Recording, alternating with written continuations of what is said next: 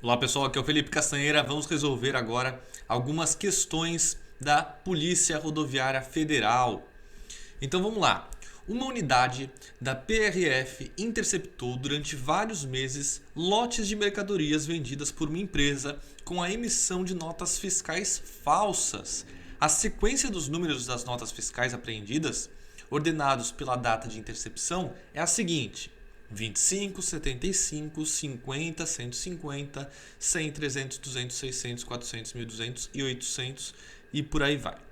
Tendo como referência essa situação hipotética, julgue os itens seguintes, considerando que a sequência dos números das notas fiscais apreendidas segue o padrão apresentado, ou seja, aqui tem um padrão, talvez você já tenha percebido esse padrão. E aí, primeira pergunta. O padrão apresentado pela referida sequência indica que os números podem corresponder, na ordem que aparece, às ordenadas de pontos do gráfico de uma função afim de inclinação positiva. Então aqui, a maior dificuldade não é resolver essas questões. A maior dificuldade que normalmente os alunos têm é de interpretar as perguntas, tanto o enunciado quanto as perguntas. O que ele está querendo dizer com isso?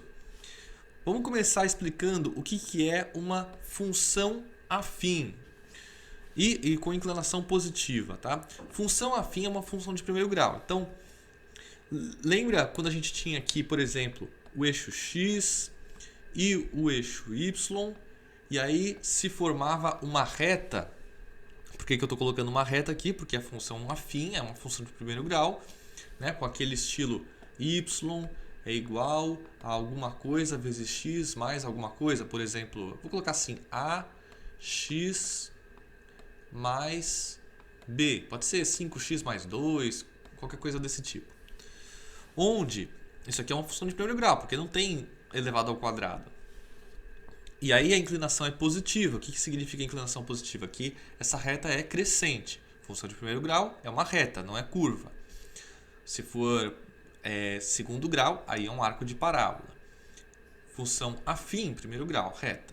E como é a inclinação positiva, crescente. Então ele está perguntando se esses números aqui, nessa ordem, formam uma reta crescente. E aí se a gente pegar ali, ó, por exemplo, 25... Aí depois ele sobe bastante, 75, depois desce 50, depois ele vai para 150, aí desce de novo 100, 300. Percebe que tá subindo, descendo, subindo, descendo, subindo, descendo. Isso não pode ser uma reta. Isso são vários segmentos de reta, certo? Então isso aqui tá errado.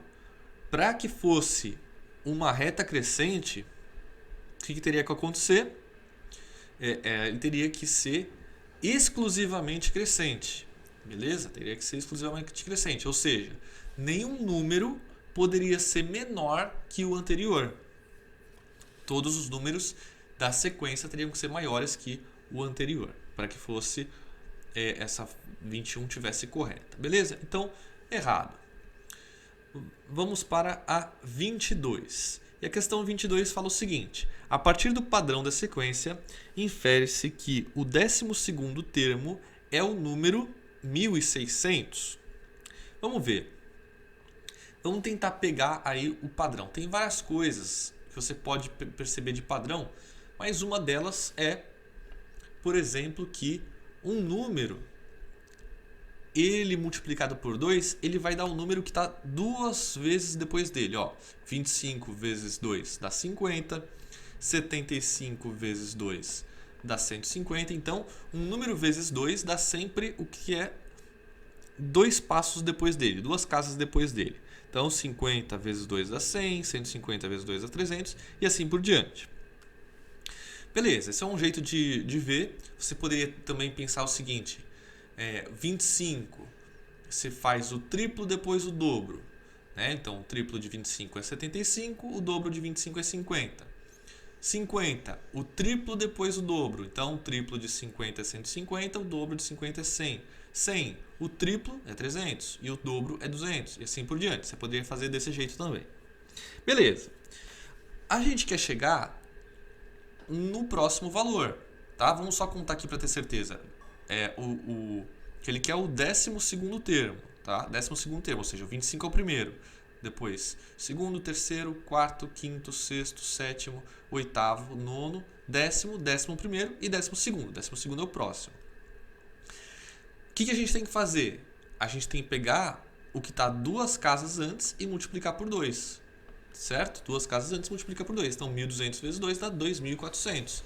Então, não é 1.600, é 2.400. Tá errado. Então, essa letra 22 aí, errado também. E vamos para a última, 23, que fala o seguinte. Mais uma vez, a gente tem que saber ler aqui, interpretar o que ele está dizendo. Tem um monte de símbolo aqui. Então, eu vou ler. Se AN for o enésimo termo da sequência, olha que interessante, aqui ele já explicou o que é AN. AN é o enésimo termo da sequência. Então, se tivesse A1, o que seria? Seria o primeiro termo da sequência. Se tivesse A2, seria o segundo termo da sequência. Beleza. AN é o enésimo termo da sequência. E aí, o N pode ser 1, 2, 3, 4 e assim por diante. Se o N for maior ou igual a 3... Ou seja, o que significa o AN?